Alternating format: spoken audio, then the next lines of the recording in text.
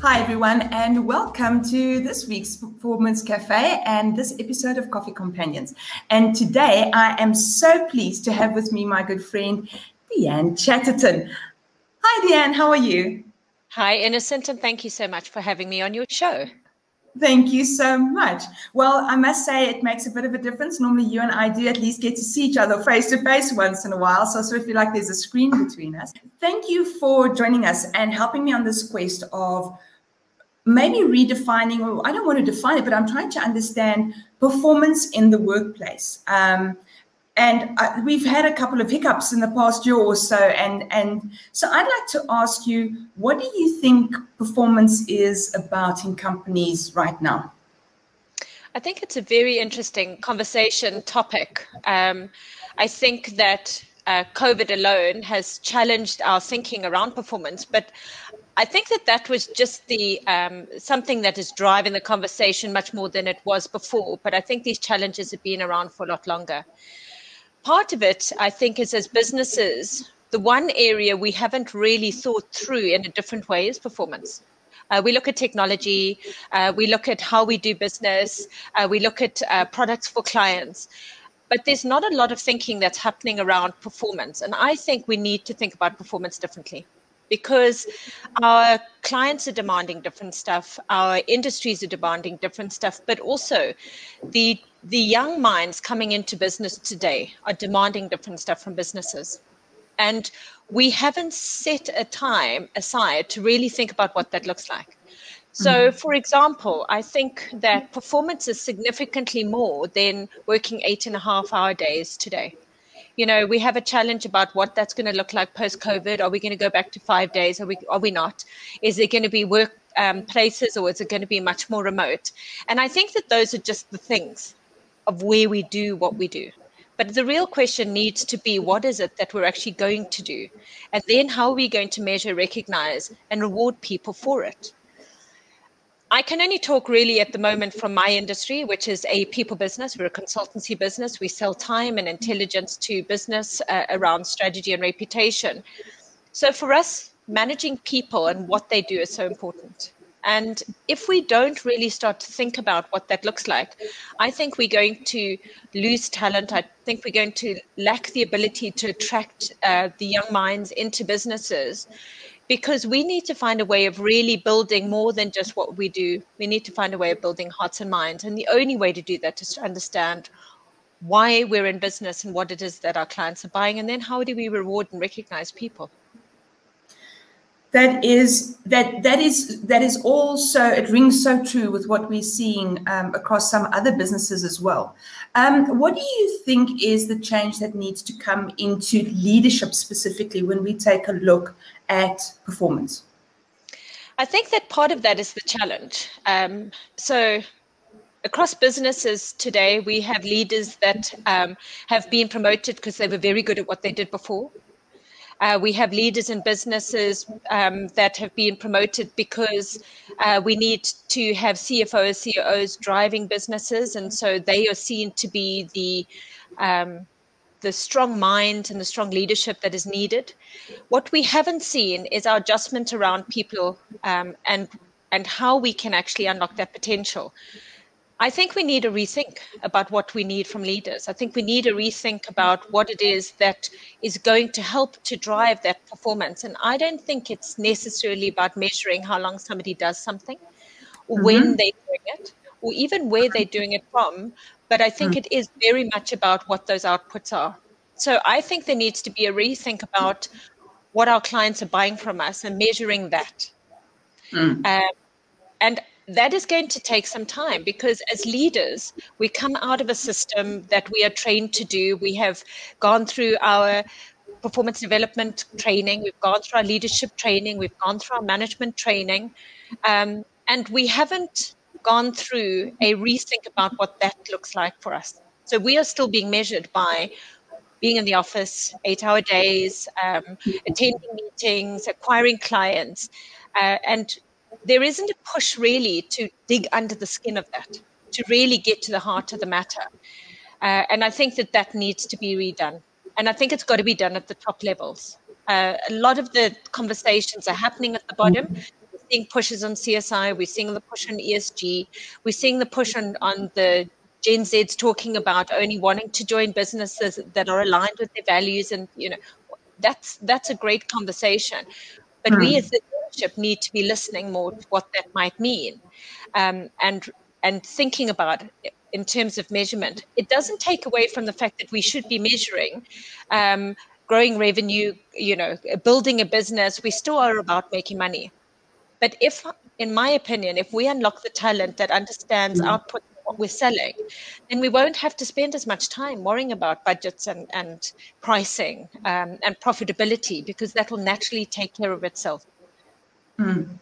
I hear what you're saying. So an interesting question regarding this outputs versus activity, which I agree with entirely, is, do you think, and this also sort of relates to our question around the impact of COVID, you saying, let's get really solid on what it is that the customers buy. Are we really understanding that with all the sudden shifts with COVID? Do we really know what's required, needed? Have we had enough time to look at that? Probably not.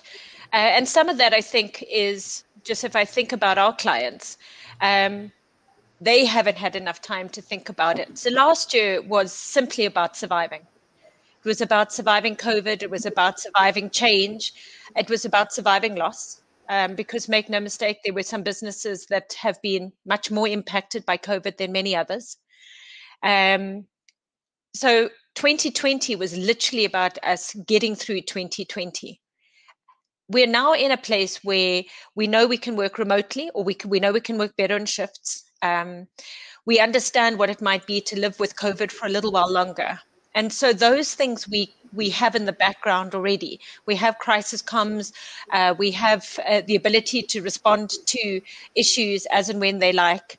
So now's the time to really understand what the clients are buying. But in order to do that, the clients need to understand what they need.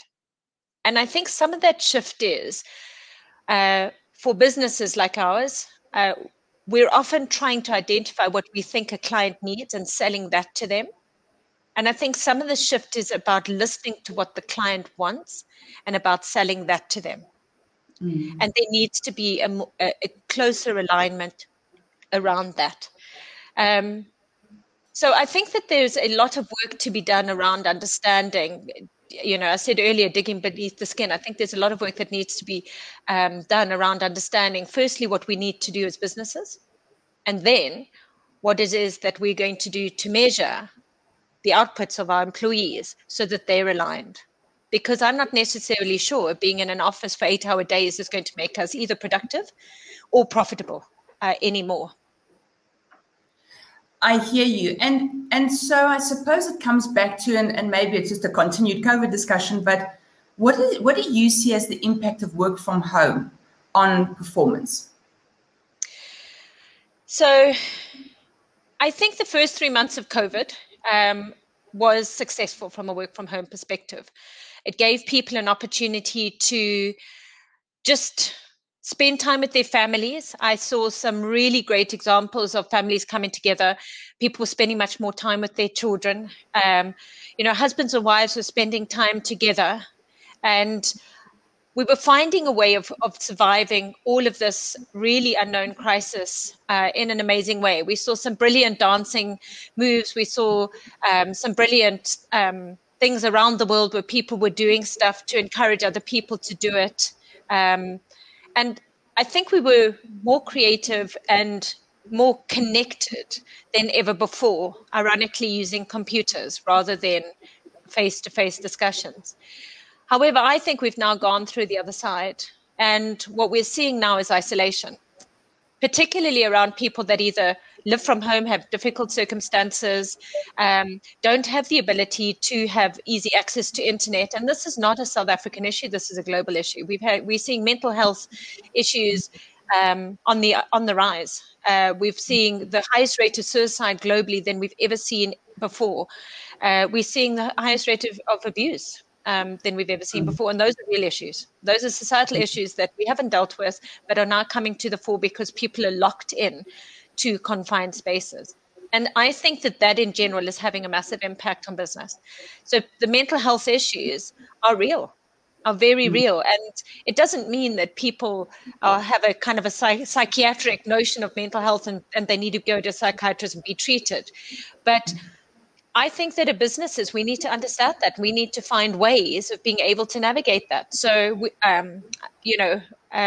an office in London that are going through an extraordinary lockdown, in the cold, in the dark, with my own personal opinion, little line of sight of what this might look like going forward.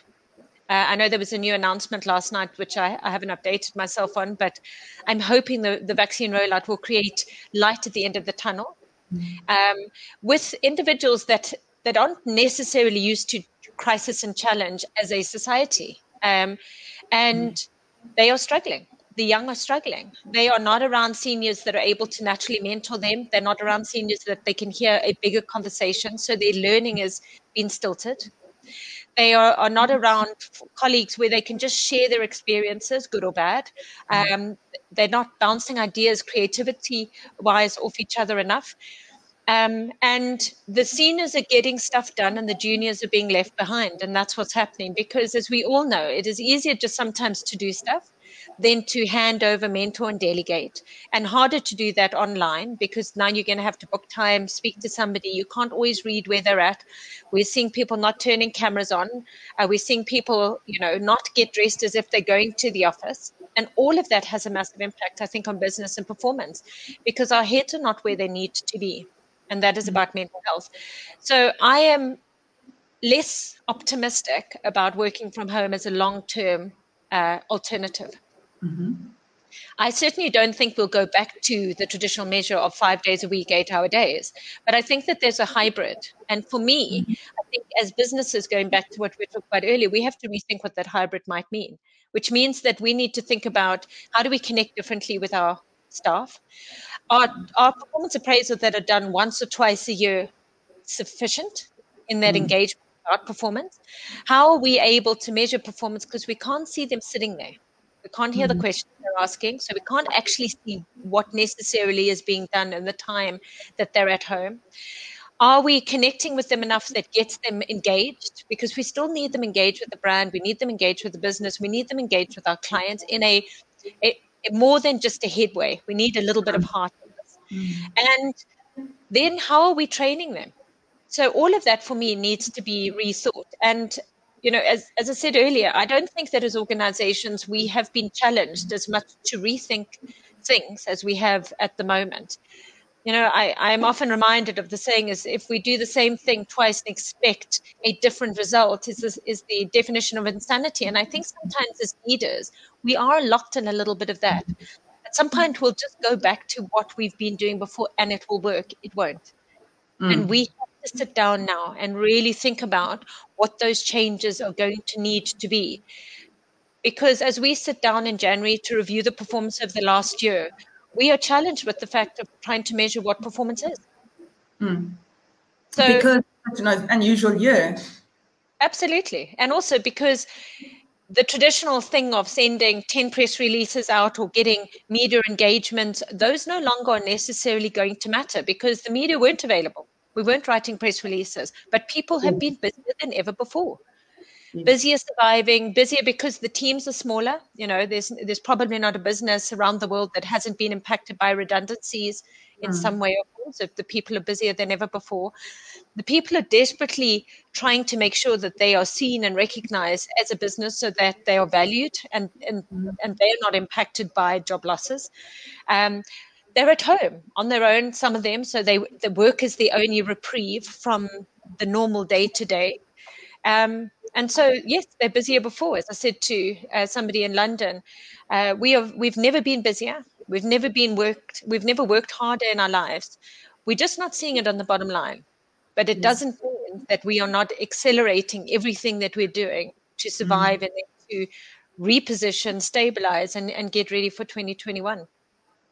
And I suppose that's something else that's a challenge is how do we keep performance high and keep a team motivated when it's going that rough?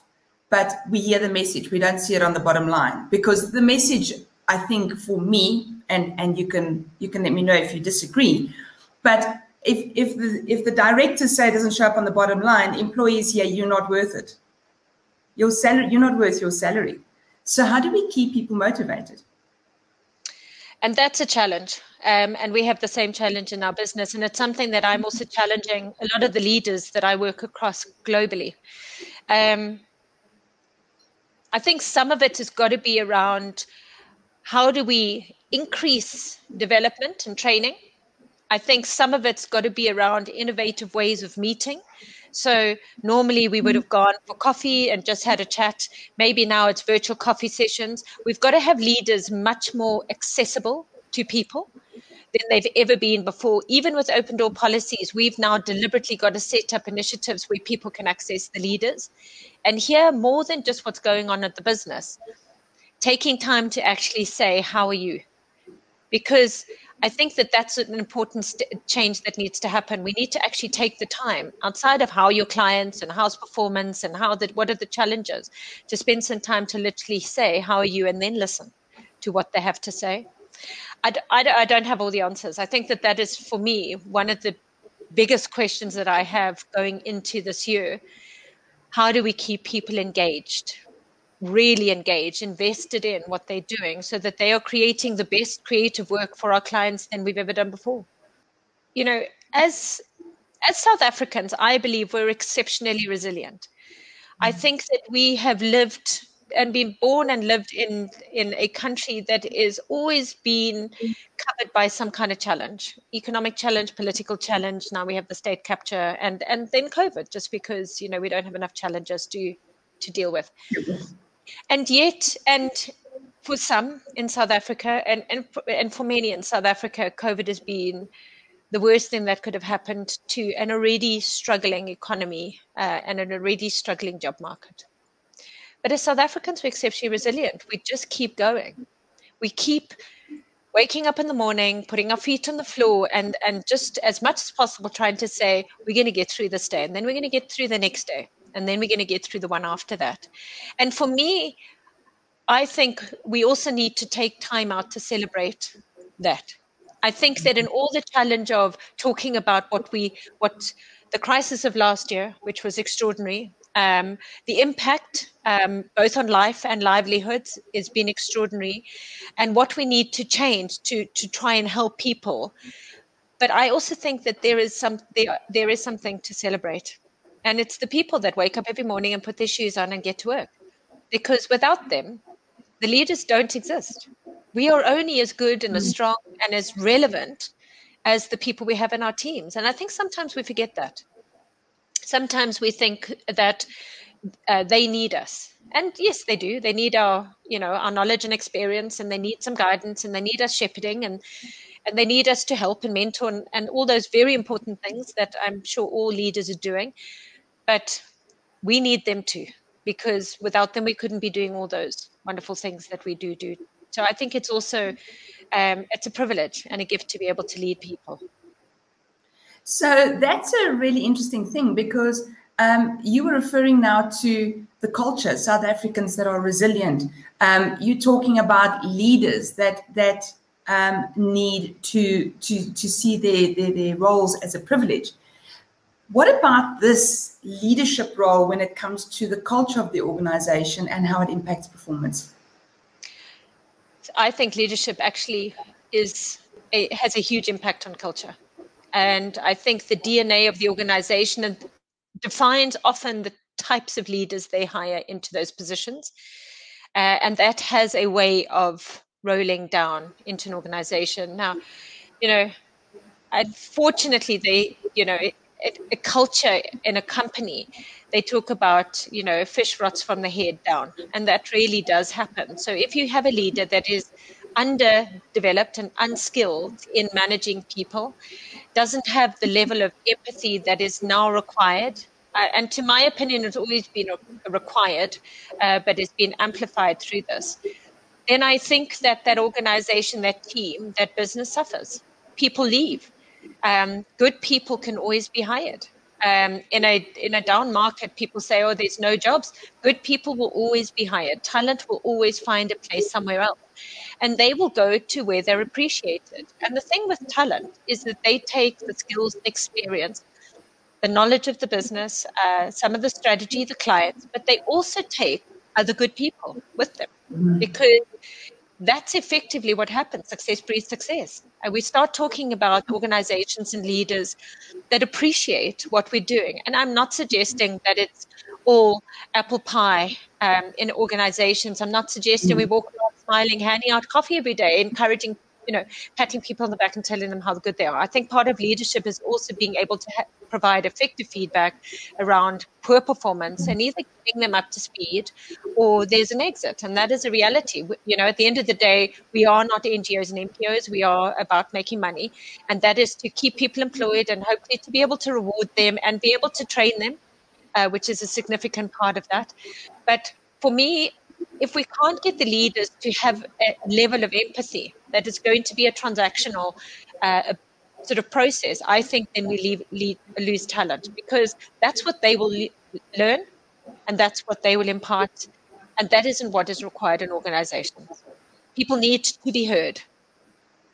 And specifically now during COVID, whether people are just having a tough time with COVID or whether they're working from home and they're stuck in difficult situations there, more so than ever, I think leadership connects into the wellness of the employee. What do you think? Oh, absolutely, 100%. The leaders are the connectors. And if it's not necessarily them doing it, because look, we also recognize some of us have more or less strength across a range of things. Find somebody else within your team that is. Utilize the team in a way that's able then to support those. Because leaders also don't have all the answers and they also don't have all the time. We all, there's a myriad of things. And leaders aren't going to be able to solve this. So let's bring everybody together, but it requires the leader to do that and then be a part of it. It's not about bringing everybody together and say, right, okay, that's my job done. Now you guys just make each other feel important and loved and supported and whatever is needed. I think leaders then need to be a part of that and to show some vulnerability, to show that we're also human, that we don't have the answers, that we make mistakes, and that we are able to admit those and look to others who may be able to help us with some of those answers, bring more minds together. So, as I said, I think COVID has just exacerbated the fact that we have needed these conversations and needed a focus on leadership. But I have a feeling that this has existed for much longer. But there hasn't been anything that has forced us to really interrogate organizations, organizational culture, leadership, aptitude, outputs more than it has at the moment.